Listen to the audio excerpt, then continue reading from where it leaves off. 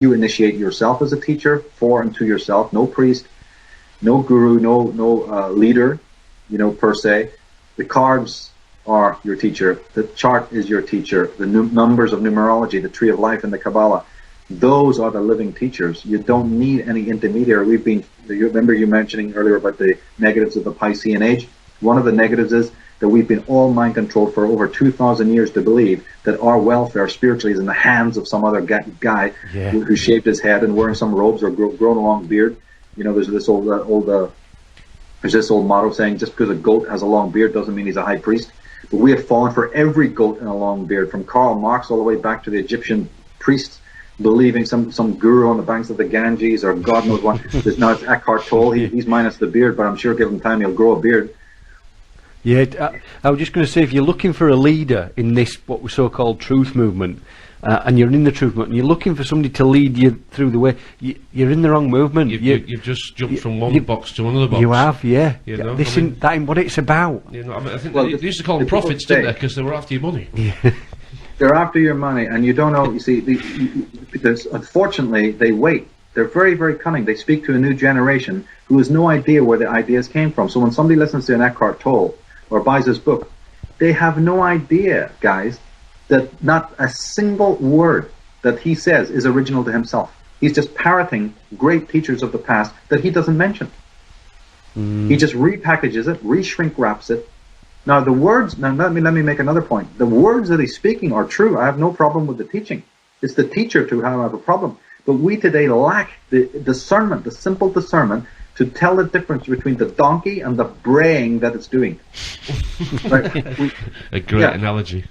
But we don't know that this ass, he's speaking the words of God, he's speaking the words of truth, but he's an ass. But we can't see that anymore because we're confused. If he says something in a nice calm voice, the Svengali hypnotic voice, and his face looks clean shaved and he's cool and he's on Oprah Winfrey, he must be good, right? Yeah, right. How many times do we need to be fooled? Do we think he has to be like a Rasputin walking in with or something out of the Blackadder before we know that he's a crazy? No, we fall for every new little punk like that. We fall for everyone because they have, streamlined it and cookie cut it, and they've shrink wrapped it for a new generation. A generation that's so young that it thinks he is the originator of those ideas. They have no idea of the amazing scholars of the past, the teachers of the past, who are his predecessors, that he refuses to mention, he won't mention openly. Maybe you'll get a passing reference, if that, and mostly that's from a secondary person. And so these, like I said, these goats with long beards, and you just got to give him time, and he'll have his beard eventually. And my God, sit at their feet. They want you sitting at their feet. What in the hell is this? Have we not sat out enough feet? And I'm worried about the guy who wants us to sit at his feet. I'm wondering, what do you get? What's your kick out of this, playing God with everybody at your feet? It's ludicrous. And so this is the end of the Piscean age, in which people need to get up, get out of their yoga poses and go and stand up straight and go out and contemplate the mysteries of the universe, contemplate the mysteries all around them, and be their own teachers, and they have tools. There's a Western magical tradition, a beautiful, beautiful tradition, a great archive that has been preserved for us, the numbers, the Kabbalah, the tarot and the astrology and what have you, and even sacred geometry or proof geomancy. There's some fantastic stuff out there. The crystals, there's some really great modalities out there, and they're very, very powerful. But there's no intermediary. So I have that on my website, and then I have the books, and I have other things that I try to present, a whole smorgasbord of things for people. Some stuff is free. Other things have to be paid for because, the sweat and blood and the tears that went into creating it. And also the simple sacredness of the knowledge that's there. It's not for everybody. Like on my mystery school, for instance, we just don't accept everyone just because they can pay for it. This is a myth that people think, he just wants your money. No, pal, we don't. We don't accept everyone. I check people out before they become members because it's only the most reverent and the most, really ready for this kind of information. They have to be.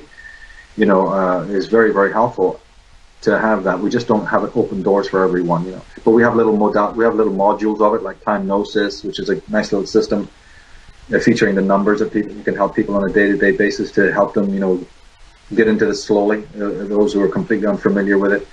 So, and then I've got my philosophy work. I'll be doing a new book on philosophy as we go. Got the female Illuminati thing. So I always am stepping back from the canvas, going forward, going to the side, walking around the thing. Never just becoming fanatical.